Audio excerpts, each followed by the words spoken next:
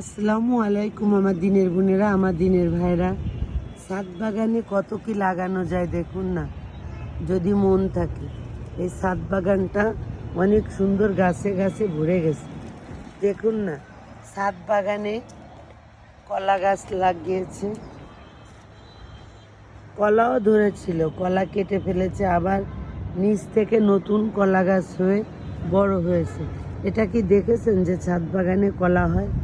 এই ছাদ বাগানটা অনেক সুন্দর, চারিদিকে শুধু গাছ, ফুল, ফলের গাছ, সবজির গাছ। যদি আমাদের এই ছাদ বাগানটা আপনাদের ভালো লেগে থাকে, ভালোবেসে থাকেন, লাইক কমেন্ট শেয়ার অবশ্যই করবেন।